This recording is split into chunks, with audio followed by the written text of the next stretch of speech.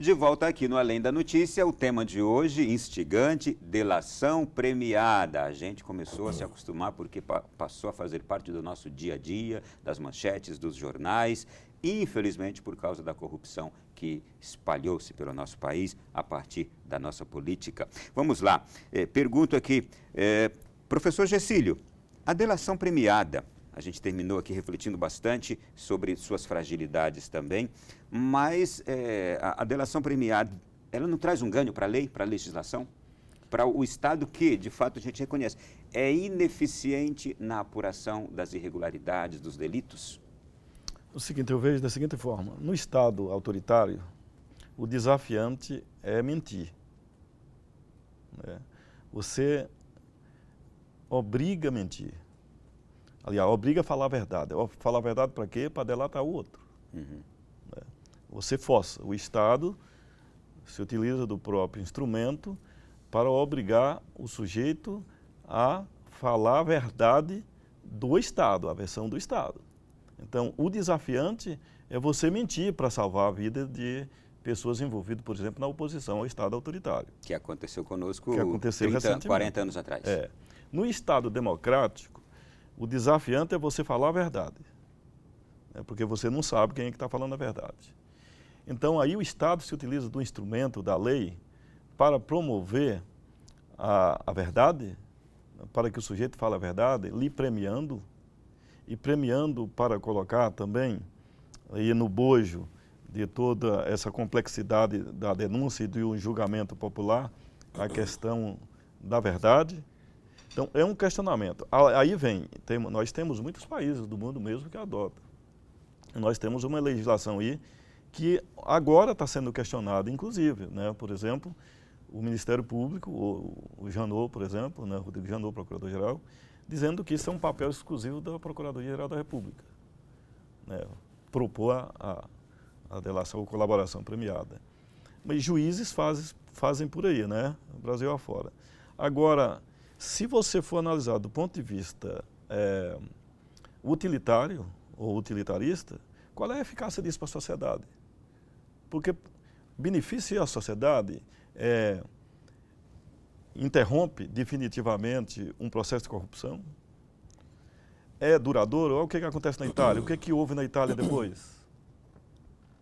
A eleição de um magnata, depois volta um sistema onde a permissão, a permissividade corrói o próprio Estado. Então, a gente questiona até que ponto isso aí é eficaz, que tem uma durabilidade, que traz um processo também de instrução para os seus cidadãos. Eu acho que isso aí deve ser analisado daqui uma década, daqui 2 décadas talvez, que nós vamos ver qual foi o impacto positivo desse agora calor, desse clamor pela delação premiada. A gente teve como inspiração da delação, e se fala constantemente, a Operação Mãos Limpas na Itália. Eu vou pedir aos senhores que nos digam o que foi a Operação Mãos Limpas na Itália, como é que ela utilizou desse Instituto da Delação Premiada lá, e agora, tempos depois, quais foram os resultados? Como o professor estava até adiantando aqui, o resultado da Operação Mãos Limpas, o que a gente observa, pelo menos daqui, do lado do Atlântico, é que foi eleito alguém que não tinha, digamos assim, práticas muito republicanas, mesmo após toda a Operação Mãos Limpas, para desbaratar as máfias, máfia siciliana, etc., que contaminava a Itália. Então, veja, a meu sentir, é ingênuo, e aí eu conversava com o professor antes da entrevista, direito é muito importante, mas quanto mais direito eu preciso, menos civilizado eu sou. Comunidades mais civilizadas, elas dispensam muito o uso do direito. Se eu preciso de um terceiro, se eu preciso que o Estado resolva o conflito, é porque eu sou mais selvagem. E quanto mais direito penal eu preciso, mais selvagem ainda eu sou. E aí não podemos ter uma incompreensão. Não é que quer dizer que a gente está indo mal, hein? Assim, enquanto comunidade. Mas Sim, não sei sim. se estamos passando por um processo de transição para, digamos assim, eventualmente um aperfeiçoamento. Não consigo precisar isso agora. O mais interessante, as lições para mim, dos maiores juristas italianos que já teve, né, no nosso planeta, que é o Francesco Carnelucci. Ele fala o que é interessantíssimo. Não é que o direito não seja importante ou deva ser escanteado, mas é preciso entender que o direito não é suficiente. Você não vai resolver problema de corrupção e outros desvios apenas com direito e com direito penal e com delação premiada. Isso, a meu sentir, é de uma ingenuidade, como o professor está aqui a colocar. A gente que opera constata isso de forma natural. Então, é para o direito ter o espaço dele, mas não podemos depositar todas as nossas forças no direito penal e na delação ou colaboração premiada. E um ponto que, para mim, é muito sensível. Esse discurso totalitário de que o todo vale mais do que a parte. Que em nome de qualquer jargão ou rótulo, eu vou sacrificar direitos e garantias individuais e fundamentais. O Ferraioli vai dizer, a presunção de inocência. O que é presunção de inocência? Eu vou defender todos os inocentes. Ainda que eu corra o risco de, infelizmente, absolver um culpado. Mas antes, absolver um culpado do que condenar um inocente. É isso que nós lutamos, muitas vezes, na advocacia criminal, contra essa visão utilitarista de que compensa sacrificar a vida humana, ou que compensa sacrificar a liberdade humana. Ora, mas veja os avanços, nós desbaratamos essa. E quantos inocentes, amanhã ou depois, não vão pagar por um uso desmedido da colaboração premiada? Mas aqui eu faço a seguinte questão. Hoje, e é o drama do momento mesmo na nossa nação brasileira, porque hoje a população, você que nos acompanha agora, as pessoas, aprova em grande parte o que está acontecendo na Operação Lava Jato. Por quê? Porque jamais se teve conhecimento deste submundo do crime na política, como agora se tem, ao escutar as delações, os relatos dos envolvidos, e a gente de fato vê, é um submundo, é uma sujeira, é uma porcalhada que de fato existe ali. Porém, é que eu quero chegar, não há algo que de fato, aquilo que está hoje, levando à aprovação da sociedade, não é porque ela está dizendo, puxa vida, era isso que eu queria saber, como é que funciona isso, e que agora parem na cadeia aqueles que de fato precisam parar. Pode haver de fato as injustiças, mas não há algo também de positivo nisso. É que eu quero chegar, porque é o que vive as pessoas agora, o que as pessoas pensam agora, não é? É por isso que nós temos que diferenciar do senso comum. Esse é o papel nosso. Qual é a diferença? A diferenciação que devemos fazer. A primeira coisa é que a delação premiada, primeiro que viola a ética, principalmente a ética kantiana, que nós devemos ser verdadeiros por dever. Né? Não devemos fazer concessão, isso independe da sociedade e da circunstância. Outra coisa, não há ditadura que não seja precedida pela ditadura do judiciário. Quando você transpõe a verdade para um poder apenas, nós estamos colocando o próprio modelo democrático em risco. Então, agora eu não posso fazer crítica, não posso questionar. E tem mais outro detalhe. Nós vivemos numa época que agora é o furor popular contra tudo que há de errado. Embora nós comentamos aqui as infrações, né, as ilegalidades na vida privada. E o que acontece? Esse sistema ele tem um tentáculo. O tentáculo é exatamente meios de comunicação. Muitos dos meios de comunicação que vão fazer o quê? Faz uma seletividade, né, seleciona as vítimas, seleciona inclusive aqueles que devem delatar, seleciona inclusive aqueles que devem ser delatados, e aí infla o furor popular. Então, por exemplo, nós temos casos de crime, supostos crimes, que o juiz lá na ponta não tem nem como desconstruir esse crime ou desconstituir esse crime porque a sociedade já julgou, já puniu, já sentenciou como culpado. Né? Então, esse é o risco. Popularização. Imagina numa sociedade democrática como pegamos o modelo americano, que não temos julgamento aberto, né? Nós é tudo aberto, nós fazemos tudo aberto, a sociedade participa, é um apelo popular, e agora eu quero a vingança, esse tem que ser morto, eu crucifico, antes de se provar que é culpado. Então, mas existe uma pré-criminalização, né? Criminalização, que esse é o risco de uma democracia que está ainda ensaiando, é adolescente ainda, não prosperar.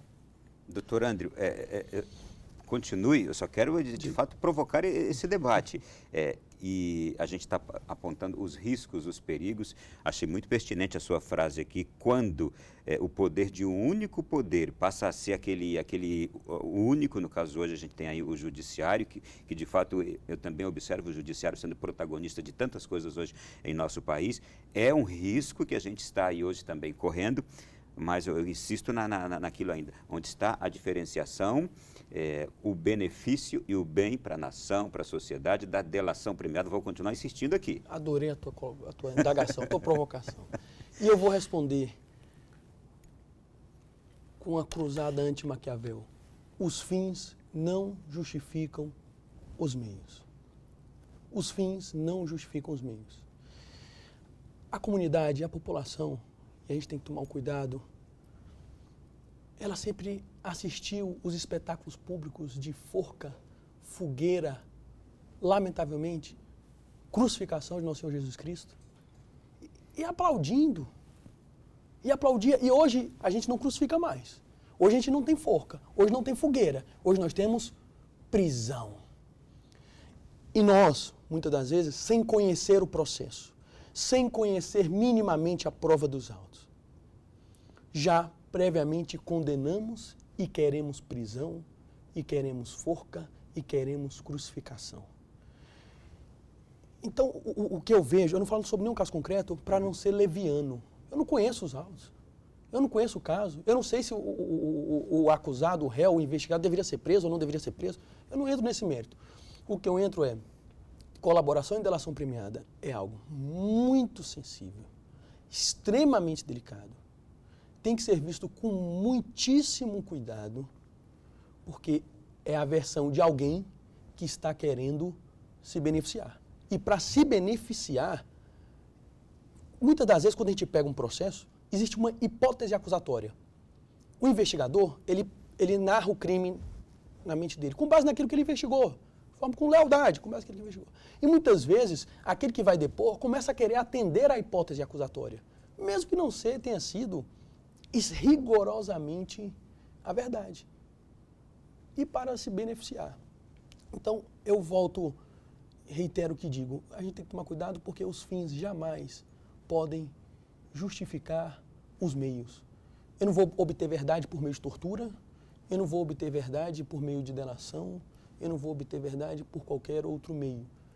Então, que se respeitem as regras do jogo, realmente está previsto na legislação, mas a legislação que prevê hoje a colaboração premiada tem alguns pontos, a meu sentir, inconstitucionais, previstos lá na legislação, mas isso vai ser objeto de apreciação. E eu volto à sua fala anterior. A delação sem a prova é irregular.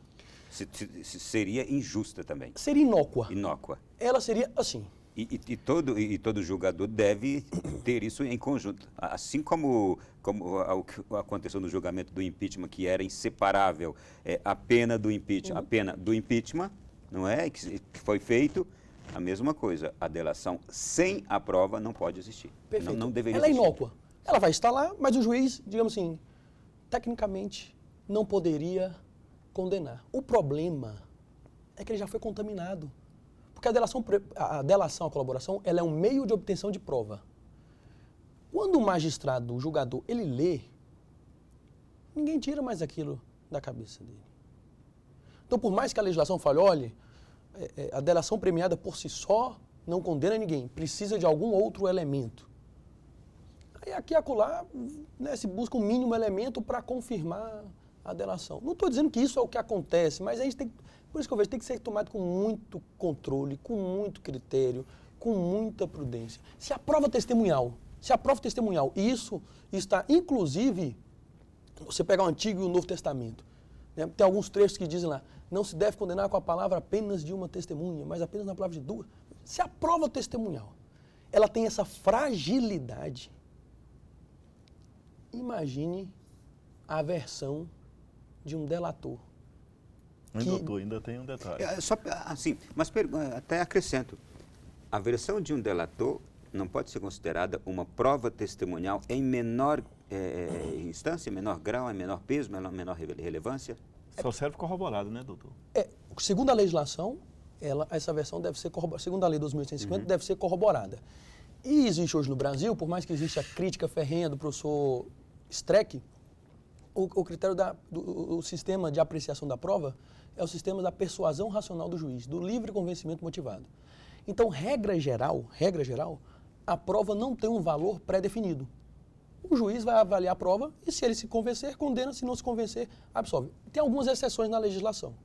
E interrompo aqui rapidamente para irmos ao nosso próximo intervalo. A gente volta continuando essa reflexão aqui, e vou perguntar aquilo que uma das participantes aqui do nosso do Povo Fala disse lá: gente de bem não delata. Mas quero saber, a delação é um instrumento do Estado, resolveu em algum momento, em algum lugar, foi bem utilizada? Já já a gente volta a falar sobre isso também. Até já.